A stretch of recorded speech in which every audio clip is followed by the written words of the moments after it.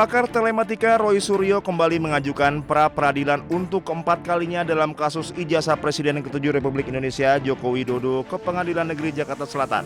Pra-peradilan ini terkait pencekalan Roy Suryo oleh polisi. Pengadilan Negeri Jakarta Selatan telah mengeluarkan jadwal sidang pra-peradilan jilid 4 pada Jumat 7 Agustus 2026 mendatang.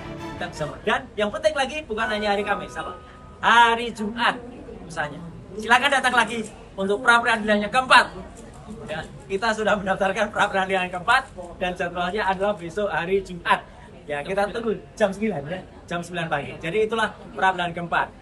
Tentang apa? Tentang pencekalan. Ya, pencekalan dan ada beberapa ya gitu, tapi yang penting tentang pencekalan. Pra-peradilan jilid 4 ini mempersoalkan sejumlah hal, khususnya tentang pencekalan Roy Suryo oleh polisi.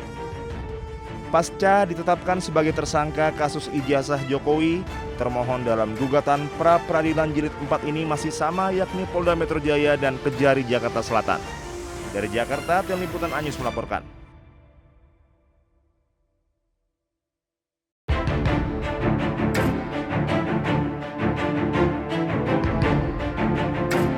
Pakar telematika Roy Suryo kembali mengajukan pra-peradilan untuk keempat kalinya dalam kasus ijazah Presiden ke-7 Republik Indonesia Joko Widodo ke Pengadilan Negeri Jakarta Selatan.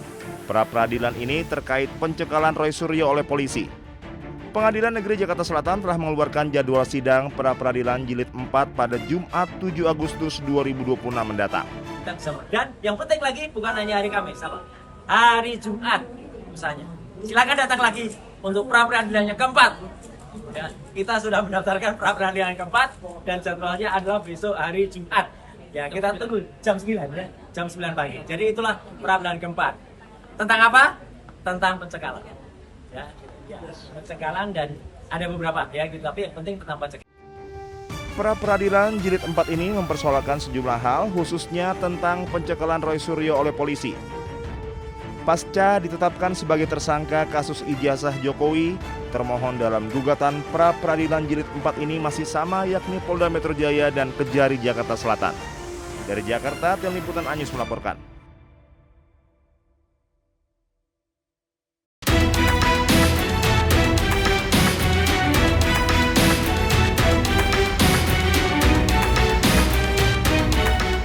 Juli 2026, Roy Suryo sumringah saat mendengar putusan yang dibacakan Hakim Tunggal atas gugatan pra-peradilan pertama yang diajukannya.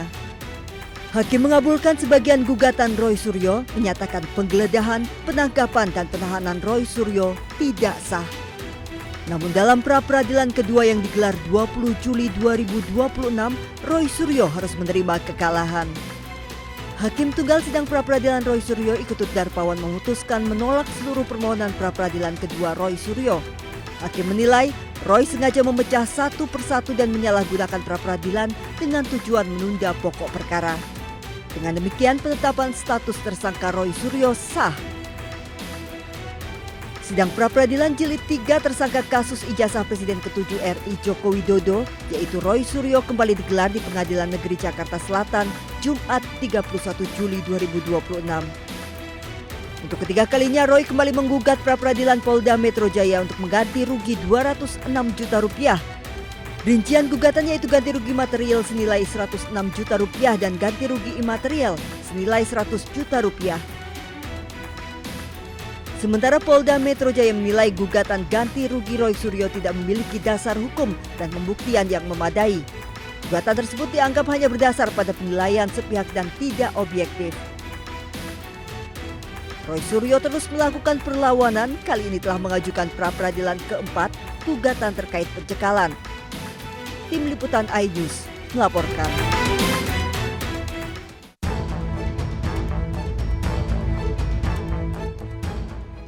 Dewan Pengawas KPK akan memeriksa anggota Polri yang berdinas di KPK sebagai staf administrasi lembaga Setia Budi Dias Oktavianto yang menjadi tersangka kasus dugaan pemerasan.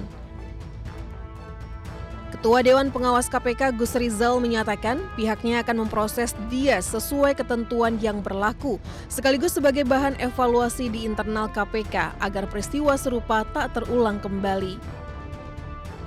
Tentu kita akan memproses sesuai dengan ketentuan yang berlaku. apakah masuk ke dalam kode etik.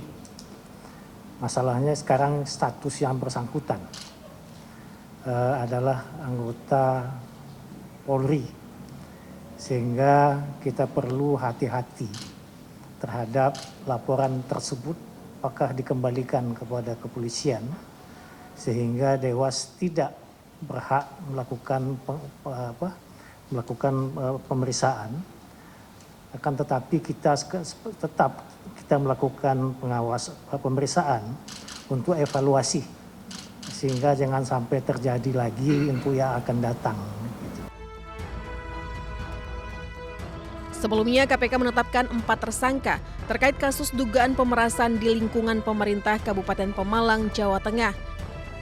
Para tersangka sudah dilakukan penahanan untuk 20 hari ke depan di Rumah Tahanan Negara Gedung Merah Putih KPK. Dari Jakarta, Tim Liputan iNews melaporkan.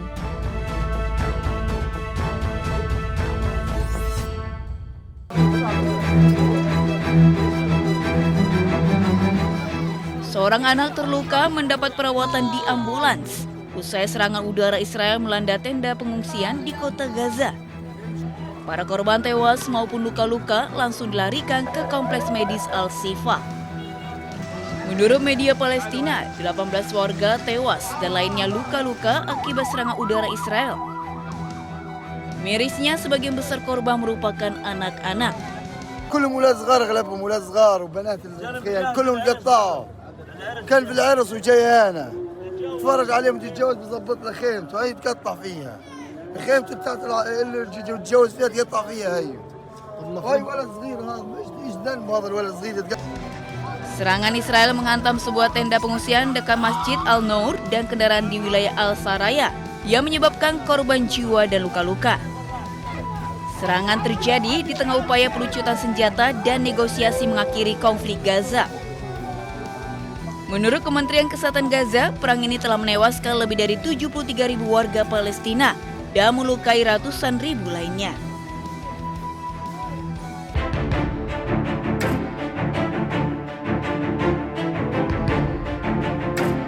Pakar telematika Roy Suryo kembali mengajukan pra-peradilan untuk keempat kalinya dalam kasus ijazah Presiden ke-7 Republik Indonesia Joko Widodo ke Pengadilan Negeri Jakarta Selatan. Pra-peradilan ini terkait pencekalan Roy Suryo oleh polisi. Pengadilan Negeri Jakarta Selatan telah mengeluarkan jadwal sidang pra-peradilan jilid 4 pada Jumat 7 Agustus 2026 mendatang. Dan yang penting lagi bukan hanya hari Kamis, hari Jumat misalnya. Silakan datang lagi untuk pra-peradilan yang keempat. Ya, kita sudah mendaftarkan pra-peradilan yang keempat dan jadwalnya adalah besok hari Jumat. Ya, kita tunggu jam 9 ya, jam 9 pagi. Jadi itulah pra-peradilan keempat. Tentang apa? Tentang pencekalan. Ya, pencekalan dan ada beberapa ya, gitu. Tapi yang penting tentang pencekalan. Pra-peradilan jilid 4 ini mempersoalkan sejumlah hal, khususnya tentang pencekalan Roy Suryo oleh polisi. Pasca ditetapkan sebagai tersangka kasus ijazah Jokowi, termohon dalam gugatan pra-peradilan jilid 4 ini masih sama, yakni Polda Metro Jaya dan Kejari Jakarta Selatan. Dari Jakarta, Tim Liputan iNews melaporkan.